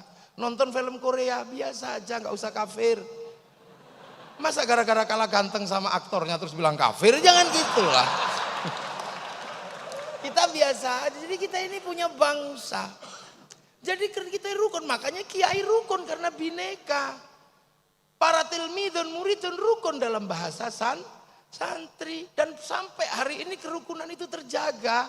Hanya di Indonesia Yamaha rukun sama Honda, hanya di sini. Hondamu apa? Mio, itu hanya di sini. Hanya di sini minuman botol rukun dalam nama Aqua. Hanya di sini mie instan rukun dalam nama Sarimi. Hanya di sini seluruh pompa air rukun dalam nama Sanyo. Hanya di sini seluruh pembalot rukun dalam nama Softek. Itu di sini. Udah biasa. Hanya di sini. Itu. Ini di Indonesia rukun. Makanya kemudian para ulama punya konsep merukunkan ini tanpa membentur. Akhirnya kemudian kehilangan tanah air ini, Islam harus punya bangunan baru. Maka lahirlah sebuah bangunan baru di mana raja dan hamba sebagai struktur yang disepakati di Nusantara mulai dibikin struktur kecil di tengah antara raja dan hamba. Struktur itu dikenal dengan nama musyarakah yang akhirnya menghasilkan bahasa masyarakat. Lah kalau sudah masyarakat, jangan raja, jangan hamba saling menindas, tapi hidup saling bertanggung jawab. Konsep hidup saling bertanggung jawab, tawarannya adalah dari Rasulullah, kullukum ra'in wa kullukum mas'ulun an ra'iyati. Maka hidup bersama dalam musyarakah, orangnya disebut ra'iyah atau rakyat. Akhirnya raja dan hamba melebur dalam konsep ra'iyah. Dan satu-satunya bangsa muslim dunia yang sanggup mengambil kalimat Rasulullah untuk menyebut warga bangsanya dengan sebutan rakyat hanya ulama Indonesia. Nggak ada yang lain. Tapi ulama nggak marah, harus dihapus semua enggak. Yang kawulo masih boleh bilang kulo, yang hamba masih boleh bilang ambo, yang abdi masih boleh bilang abdi, yang sahaya masih boleh bilang saya, masih boleh. Jadi gitu. Lah terus kemudian ro'iyah kalau ngumpul, Al-Quran menjelaskan wasyawirhum fil amri, maka kemudian lahirlah konsep musyawarah. Lah kalau musyawarah jangan menang-menangan sendiri, Al-Quran mengajarkan tafassahu fil majalis fafsahu yafsakhillah, maka ruang musyawarah namanya majelis. Ngangkat pemimpin standarnya wasi'a kursiyus samawat, maka kedudukan pemimpin disebut kursi. Sunan Ampel nata ini semua. Datuk Ribandang dikirim ke Sulawesi, Aryo Abdillah dikirim ke Palembang, Hatib Dahyan dikirim ke Kalimantan. Lahirlah sistem ro'iyah, sistem musyawarah. Kemudian ini bersatu, Belanda datang dilawan secara bersama-sama. Belanda pergi, daerah yang merupakan konsep para wali bersatu dalam sebuah nama wilayah. Artinya al-wali meninggalkan wilayah dan wilayah itu dinamakan Negara Kesatuan Republik Indonesia. Makanya kalau ada pertanyaan kenapa Arab satu bangsa bisa pecah menjadi puluhan negara. Kenapa? Eropa satu bangsa bisa pecah menjadi puluhan negara, tapi kenapa Nusantara yang puluhan bangsa mampu bersatu dalam satu negara? Karena ada santri, ada kiai. Ini jawabannya. Dan kalian menikmati itu hari ini, siapapun apapun aliranmu, menikmati itu. Yang Nasrani, yang Hindu, yang Buddha, yang Islam menikmati itu semua pada konsep besar Bhinneka Tunggal Ika. Makanya kita pakai merah putih. Penyelesaian kita antar bangsa pakai Pancasila. Makanya jangan kau bawa sistem penyelesaian bangsa lain dibawa ke sini. Perdebatan penyelesaian bangsa setelah Bung Karno, zaman Balai Pustaka. Apakah akan diselesaikan dengan cara Eropa? Tidak bisa. Lahirlah sebuah novel yang kemudian dikasih judul Salah Asuhan. Apakah akan diselesaikan dengan cara Arab? Tidak bisa. Lahirlah novel di bawah lindungan Ka'bah. Apakah akan diselesaikan dengan cara Indonesia full? Tidak bisa. Kenapa? Lahirlah novel namanya Siti Nurbaya. Apakah akan diselesaikan dengan cara Belanda? Lahir tenggelamnya kapal Van der Wijk. Apakah mau diselesaikan dengan itu? Nah sekarang banyak yang menganggap bangsa ini sakit. Tiba-tiba membawa penyelesaian dengan cara dari luar. Makanya aneh. Membawa Hizbut Tahrir ke Indonesia itu aneh. Hizbut Tahrir didirikan oleh Taqiyuddin An-Nabhani untuk menjadi problem solvingnya bangsa Filistin. Dan itu gagal di Filistin. Maka kenapa kau bawa produk gagal masuk ke Indonesia? Jangan. Ikhwanul Muslimin kemudian mau dipakai menyelesaikan problem Indonesia. Nggak bisa. Ikhwanul Muslimin didirikan oleh Hasan Al-Banna sebagai problem solvingnya orang Mesir, dibawa ke Indonesia, di sana gagal, Mursi digantung. Akan kau selesaikan untuk Indonesia? Nggak mungkin. Kita bukan tipologi sana, kita puluhan bangsa bersatu dalam satu negara kesatuan Republik Indonesia. Maka kita pakailah problem solving Nusantara, cara-cara Indonesia.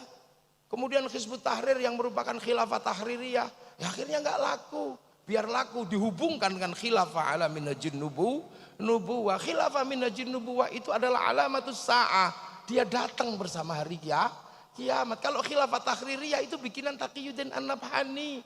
Maka biar seolah-olah Taqiyuddin An-Nabhani dengan khilafah tahririyah nyambung dengan khilafatun nubuwah yang bagian dari tanda kiamat. Maka ada yang selalu mengatakan kiamat sudah dekat. Masih jauh, masih ada santri. Lu santri kalau zikir bunyi, maka yang tidak ngerti bisa dengar menirukan. Pakai speaker yang jauh bisa dengar menirukan. Nah, yang lain cuma diam gini. Nah, yang nggak bisa zikir sampai mati juga nggak bisa zikir, nggak dengar apa-apa. Strategi luar biasa. Makanya jangan kau sebut negeri ini tauhid. Gitu loh. Maka karena konsep besar adalah wilayah, maka santri yang merupakan tinggalan para wali, begitu bangsa ini harus memilih sikap. Apakah sikap memilih dasar Islam ataukah sikap memilih dasar bangsa dan negara? Kiai Hasyim Asy'ari memilih sikap bagaimana membangun bangsa dalam ketuhanan yang Maha Esa, meninggalkan yang namanya dan kewajiban syariat Islam bagi pemeluknya. Dan ketika bangsa ini diganggu, kenapa? Karena apa? Karena kedatangan bangsa yang akan mengganggu bangsa. Kesadaran wilayah, kesadaran musyarakah, kesadaran bahwa ini adalah tinggalannya para wali harus dipertahankan. Maka ketika Belanda datang, kaum muslimin melakukan perlawanan. Dan perlawanan itu diambil alih oleh santri dengan bikin keputusan yang sangat syar'i. Namanya resolusi jihad tanggal 22 Oktober tahun 45. Meledaklah 22 Oktober perlawanan santri. Dan dari 22 Oktober lahir 10 November. Tanpa 22 Oktober, tanpa resolusi jihad, tidak ada yang namanya 10 November. Maka 10 November hari pahlawan, 22 Oktober hari santri Indonesia. Nggak bisa. Lah kenapa bermula dari mana? Dari merah putih. Berawal dari merah putih. Dulu merah putih paling dibenci sama Belanda karena mempersatukan. Kiai santri akhirnya tidak bisa mengibarkan merah putih depan rumah, kibarkan di atas rumah kalau mau bangun. Belanda curiga tiangnya dikasih tebu, Belanda curiga tiangnya dikasih kayu, dikasih bambu, dikasih padi, masih curiga dikasih pisang, masih curiga dikasih kelapa. Akhirnya datang ke situ bawa makanan tumpeng sama ingkung. Doanya Allahumma barik, maka datangnya tumpeng ingkung dikenal dengan nama barian. Allahumma barik.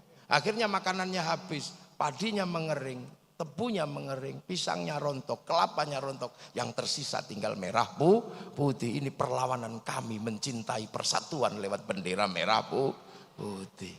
Tapi oleh Belanda akhirnya ditambah biru, santri ngamuk disobek. Begitu disobek mereka ngamuk semua, dan yang paling bertanggung jawab adalah santri. 22 Oktober resolusi jihad menghasilkan peristiwa 10 November di Surabaya. Makanya bagi anak milenial kadang merah putih hanya berharga 50.000. Tapi santri yang menganggap ini bagian dari perjuangan nenek moyangnya mempersatukan Nusantara, maka merah putih berharga nyawa, ribuan nyawa. Sekarang merah putih tidak minta darah dan tidak minta nyawa, hanya kita minta diangkat oleh tangan kita gini. Bagi anak milenial yang nggak mengerti ini, dia akan mengatakan tauhid, mengatakan bid'ah, mengatakan musyrik. Ini pasti zaman perang nenek moyangnya, bukan bagian dari sejarah perlawanan bangsa. Ini Nusantara. Dan sekarang bangsa ini terus akan maju. Di tengah pergeseran besar antar bangsa. Ketika bangsa ini merdeka, bangsa ini disuruh memilih setelah Hitler jatuh tahun 48. Karena Amerika sama Soviet terus berperang, mau ikut mana? Bung Karno tidak memilih ke kiri atau ke kanan. Akhirnya kemudian Bung Karno dijatuhkan. Sampai di eranya Pak Harto, kiri dan kanan masih terjadi Amerika sama Soviet. Dan hari ini pertarungan besar Amerika sudah mulai diruntuhkan oleh kekuatan baru namanya Shanghai Corporation. Anak-anak mahasiswa pasti tahu itu. Shanghai Corp adalah negara baru yang bangkit setelah kelompok yang menyebut dirinya United Kingdom, United States. United Kingdom, United States dulu bangkit karena punya minyak dari negara Arab namanya Aramco. Maka setelah Aramco tidak lagi mensuplai, maka kemudian negara-negara kecil-kecil ini mencari minyak dari negara Syiah, negara Sunni, lahirlah kelompok besar namanya Shanghai Corporation. Amerika emosi, maka kemudian sumber minyak Shanghai Corporation diantem dengan isu Syiah Sunni. Maka kita mengenal isu Syiah Sunni, tapi proses itu gagal. Kenapa? Karena Indonesia nggak terlibat. Coba Indonesia terlibat dalam konflik itu pasti jadi.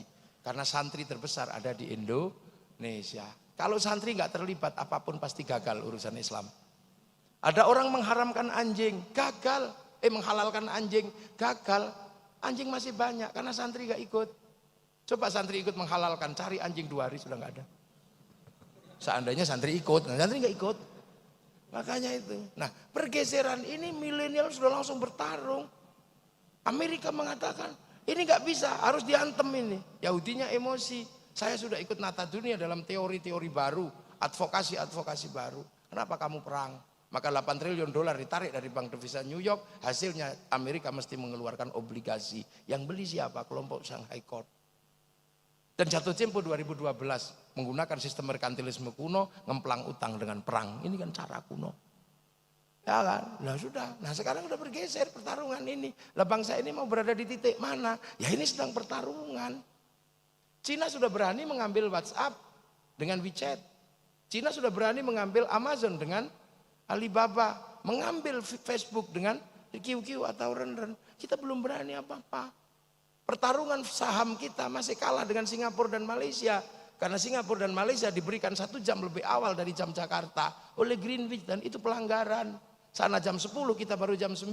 Artinya bursa efeknya buka 1 jam lebih awal. Sehingga saham yang baik habis di sana, yang jelek masuk Jakarta, maka keseringan kita gagal clearing di situ.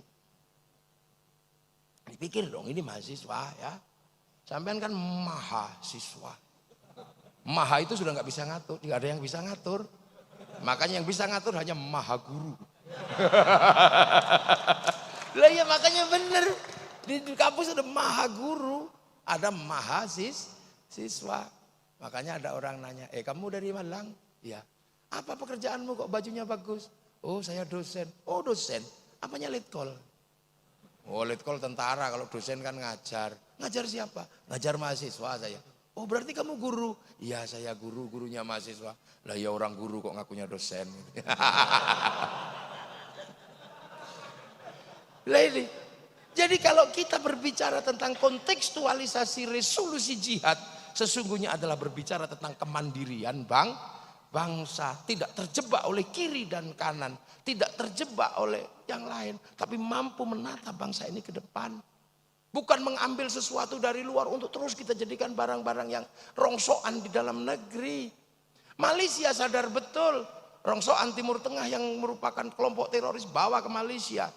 Jebol Malaysia melahirkan Azhari dan siapa? Dan Nurdin Top. Akhirnya Malaysia sadar pakai ISA, Internal Security Act. Dan kembalikan bangsanya kepada si Upin dan si Ipin. Udah gitu aja. Diajarkan si Upin kamu tidak boleh lupa masa depanmu bersama anak-anak India. Si Upin dan si Ipin dikenalkan dengan tokoh kecil namanya Jarjit. Dia nggak boleh lupa ada anak-anak Cina harus kenal dengan tokoh kecil namanya Mei Mei. Dia nggak boleh lupa ada anak-anak Indonesia harus kenal dengan Susanti. Tapi dialektika ini tidak mungkin berjalan tanpa seorang guru. Maka yang mengatur dialektika itu bernama cikgu. Dan dikembalikan dari spaghetti ke ayam goreng. Ini cara sana. Kesadaran kebangsaannya luar biasa. Amerika nggak boleh malu gagal di Vietnam. Bikin Rainbow 1 sampai 6. Amerika nggak boleh malu ketika gagal dengan Saddam Hussein. Bikin Hotshot 1 sampai 2. Nggak boleh malu kegagalan dalam terorisme. Bikin 12 strong. Amerika nggak boleh malu bangsanya mengambil spiritualitas dari Cina. Maka dari kecil diajarkan bahwa ada Cina di Amerika, ada namanya siapa? American Kung Fu, American Shaolin. Jepang tidak boleh kemudian mempermalukan anak-anak Amerika. Dibikinkan American Ninja, American Samurai, bahkan film samurai terakhir dari Amerika namanya Tom Cruise yang besok menjadi calon presiden Amerika. Jepang tidak boleh malu pembantaian rezim Tokugawa oleh restorasi Meiji terulang di zaman milenial. Anak-anak kecilnya diajarkan sesuatu yang sederhana dengan judul Samurai X dengan tokohnya Rory Kenshin atau si Kenji Himura. Ini cara bangsa. Cara bangsa. Jadi kontekstualisasi yang namanya resolusi jihad sesungguhnya adalah membawa bangsa ini mau kemana. Mau kemana? Thailand nggak tahan disandra ekonominya oleh Singapura dan Malaysia. Dia buka terusan kerah. Tapi 2025 kalaupun tembus, dia akan bermasalah karena ujungnya diadang oleh Abu Sayyaf. Nggak bisa. Indonesia apakah kemudian akan berharap? Nanti kalau jebol, orang akan tetap di Singapura dan Malaysia. Kenapa? Karena di Singapura ada ruang yang namanya Sentosa. Di Malaysia ada ruang besar namanya Genting Hilen. Sementara yang di semenanjung Indonesia sudah tumbuh kelompok radikal. Nah, terus kita mau ngomong apa kalau udah begini? Bangsa kita mau apa? Kesadaran berbangsa dan bernegara adalah kesadaran milenial yang melupakan pelajaran waja'alnakum syu'uban wa qabaila lita'arafu, dan kita oleh Allah dibagi bangsa namanya bangsa Indonesia. Amma ba'du. Tuh mukaddimah. Ini baru pembukaan, belum mulai.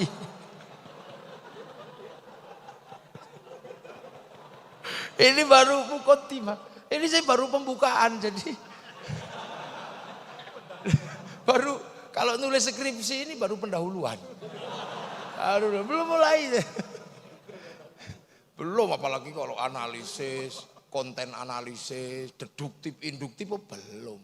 Apalagi kalau berbicara tentang imperatif kategori, belum. Ini masih berat, belum objit ini, belum ibit. Lah itulah makanya kalau nulis skripsi aja pakai ibit.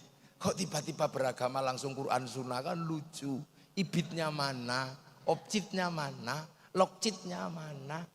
Lah makanya Islam santri selamat karena al-muhafadzatu 'alal qadimit soleh wal akhdhu bil jadidil aslah. Makanya anak-anak baru ini tolong pahami.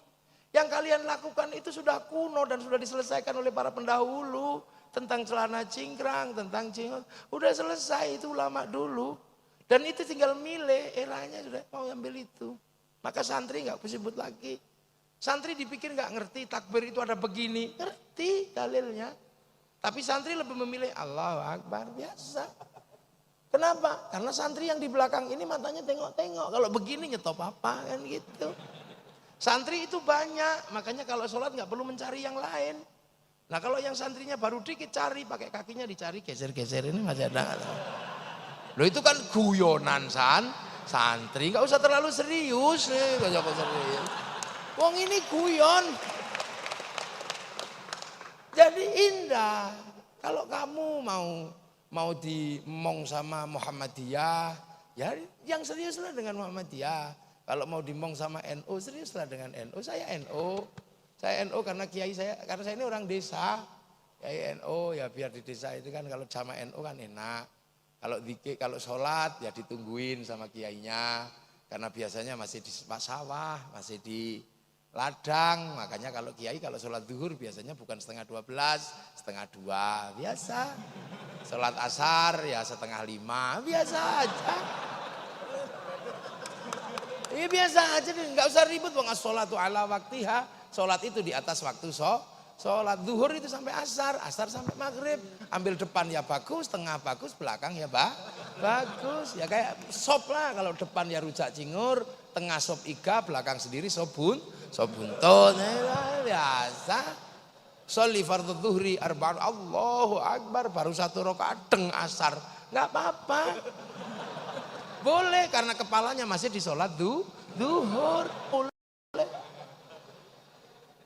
Di sawah Pak kita pulang yuk. Kenapa? Udah waktunya asar. Waktunya zuhur. Ayo Bu. Begitu tengah jalan ibunya ingat. Ya Allah Pak tadi aku kencing ngompol. Mandi dulu ya nanti aku makmum. Ya suaminya. Usolli fardhu zuhri arba rakaat. Adaan imaman. Padahal makmumnya masih mandi. Tiba-tiba baru 1 rakaat sudah waktu asar sementara ibunya masih mandi. Ya terusin aja mandi selesai langsung nyusul. Sholli fardhu zuhri arba'a rakaat mustaqbilal qiblati adaan makmu. Masih boleh karena kepalanya tadi kepalanya masih di sholat zuhur. Cuman jangan dipakai sering-sering itu aja.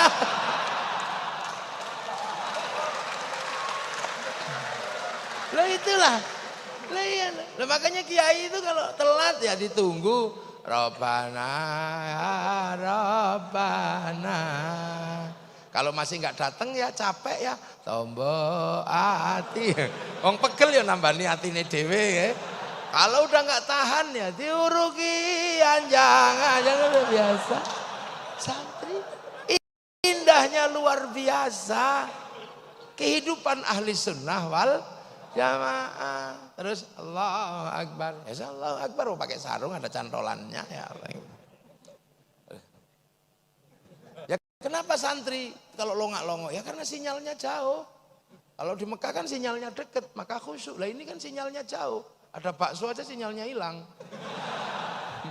Allahu Akbar, ono ting ting bakso. Sholli Allahu Akbar. Bismillahirrahmanirrahim. Sabbi isma rabbikal a'la alladzi khalaqa fasawwa walladzi qaddara fahada. Lama ini. Udah biasa.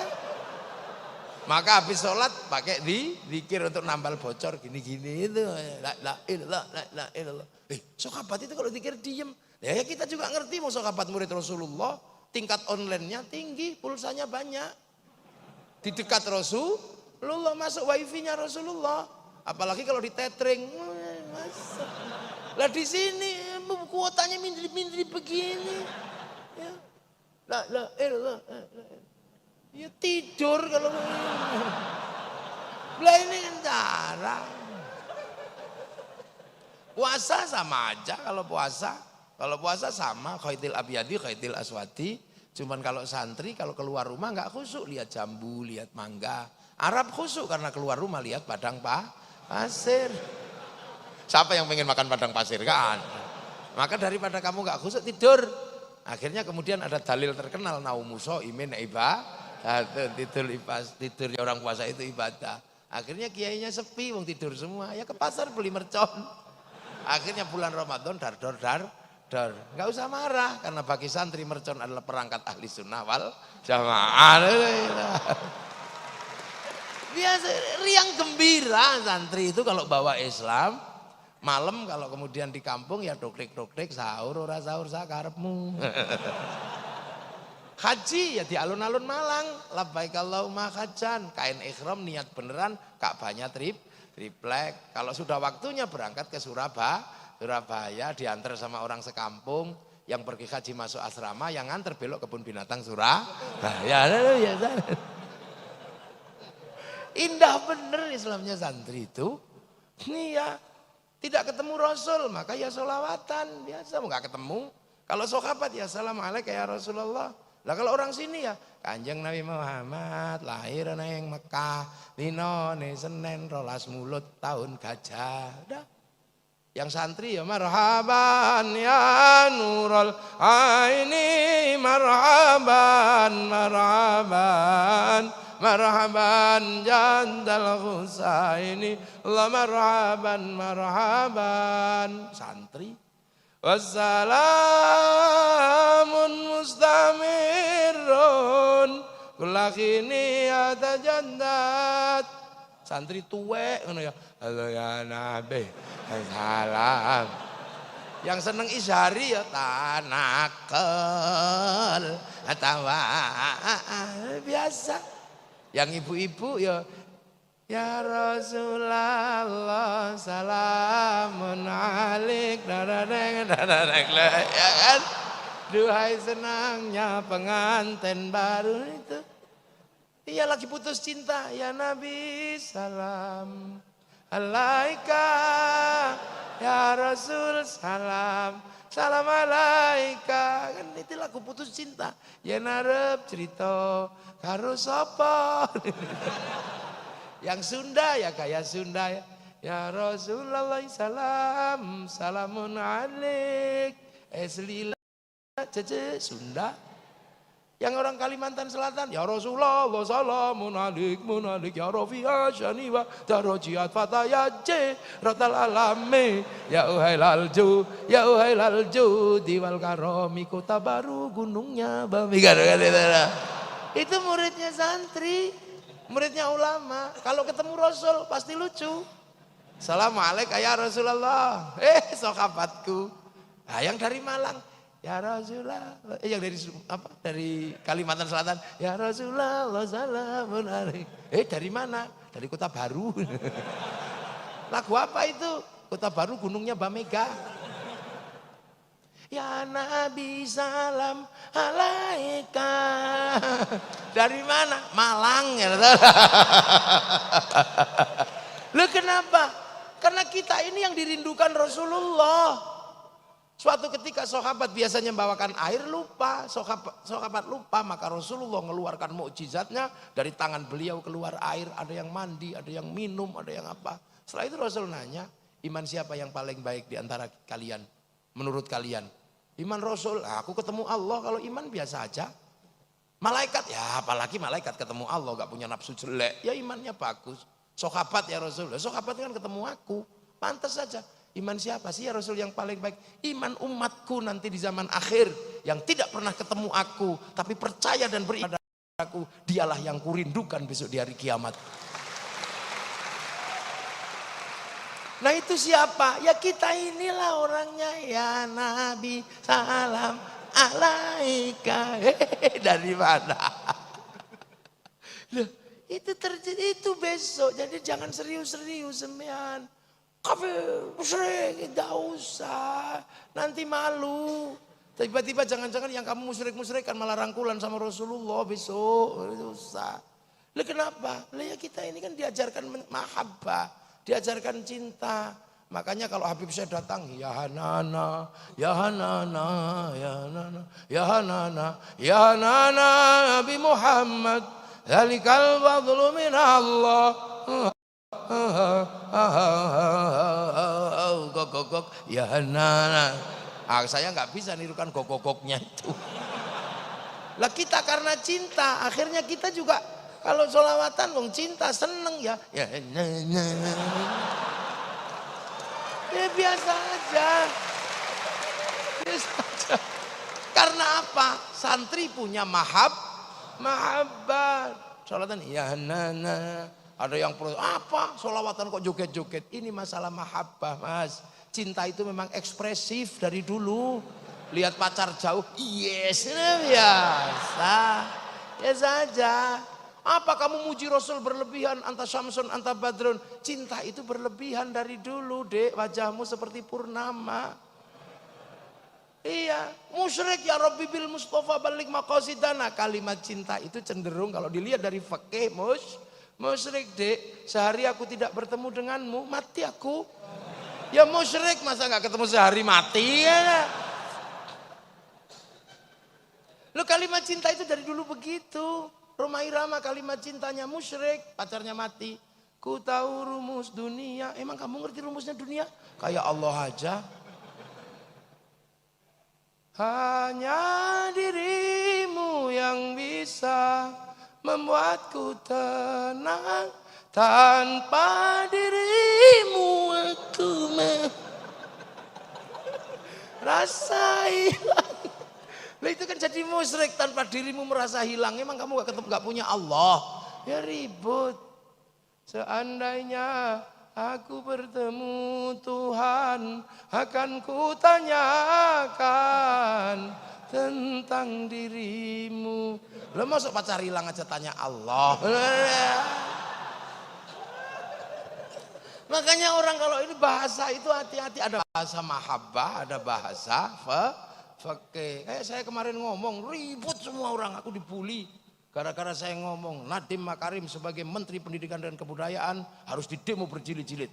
Karena apa? Melarang siswa pakai jilbab. Ngamuk semua. Dia ngamuk. Gimana Gus mau apa bener? Hoa? Iya bukan hoa. Dia melarang siswa pakai jilbab. Loh kok bisa? Lah iyalah mestilah wong siswa kok pakai jilbab. Yang pakai jilbab itu siswi.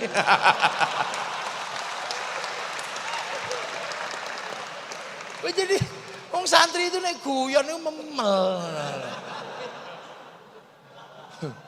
Orang Tiongkok makanannya selalu babi sama anjing. Dan kaum muslimin makan setiap hari. Loh ya wow kok begitu.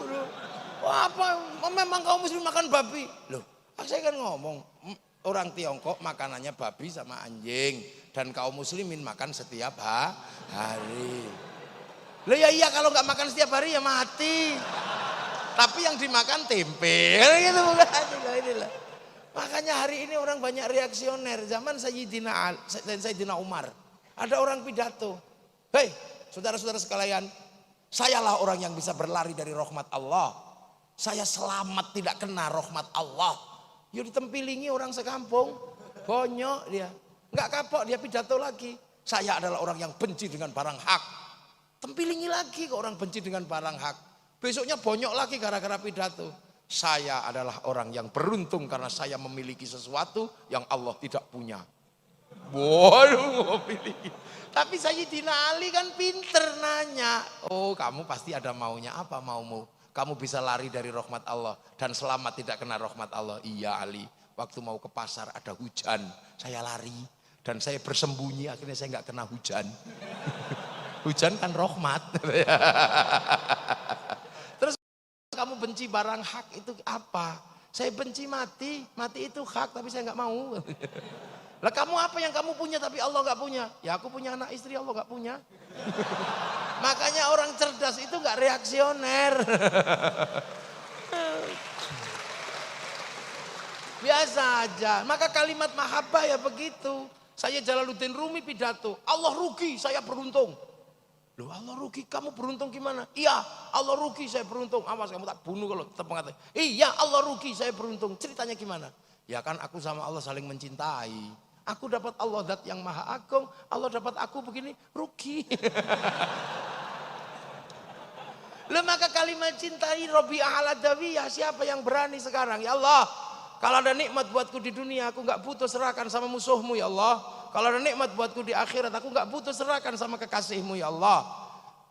Kalau nanti ibadahku karena pengen surga, tutup surga dariku. Kalau ibadahku karena takut neraka, bakar aku di dalam neraka, buka neraka, bakar aku di dalamnya. Tapi kalau ibadahku karena aku rindu padamu ya Allah, awas ya Allah, jangan kau palingkan wajahmu dariku. Berani semua? Ini kalimat mahabbah. Makanya orang kalau nggak ngerti itu, makanya yang bisa menggambarkan kalimat cinta yang paling baik itu Ibnu Katsir dalam kitabnya Qissatul Anbiya menceritakan burung pipit jatuh cinta. Dia lupa merayu kekasihnya di samping singgasana Nabi Sulaiman. Burung pipit ini lupa kalau Nabi Sulaiman ngerti bahasa burung, maka burung pipit merayu, "Dek pipit." Apa Mas Pipit? I love you. Pret. Lah pipit empret putri di pret itu lah, yang pipitnya emosi. Berdiri di samping singgasana Nabi Sulaiman, pek. "Dek pipit, aku mencintaimu. Jangan kau sepelekan cintaku padamu. Aku merindukanmu setiap hari, pagi, siang, dan malam. Kenapa kau lukai hatiku dengan kau sebut pret? Apakah aku harus membuktikan cintaku padamu? Kalau aku harus membuktikan cintaku padamu dengan meruntuhkan kerajaan Sulaiman ini, akan aku runtuhkan kerajaan ini.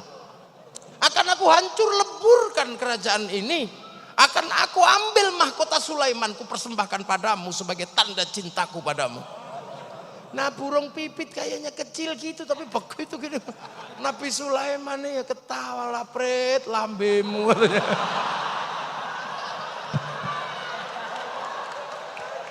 Lah burung pipit itu tiba-tiba, "Ya Sulaiman, jangan begitulah.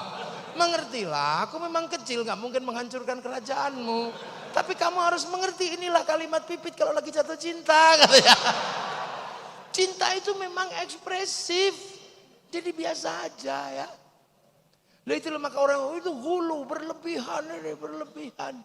Ini bangsa, ini sesuatu yang sudah kita jaga. Tapi kadang mahasiswa nggak ngerti, ada prakondisi untuk meruntuhkan gerakan besar. Ada prakondisi. Dulu khutbah itu saling memaki. Maka Imam Syafi'i kemudian mencari dasar khutbah. Dia bagian dari sholat Jumat. Maka kemudian cari imam li ulama'ihim li masyayikhihim. Karena tua maka kemudian kalau khutbah terlalu lama harus pakai pegangan. Lahirlah mimbar. Tapi karena rukun tidak boleh gini-gini maka harus ada tongkat. Akhirnya khutbah rukun, tenang, mau nggak bisa begini-begini mau nggak ada tongkatnya. Begitu prakondisi khutbah harus dipakai alat memaki, maka yang mulai dihilangkan adalah tongkat dan mimbar. Hasilnya orang begini-begini. Sekarang semua mimbar menjadi begini-begini.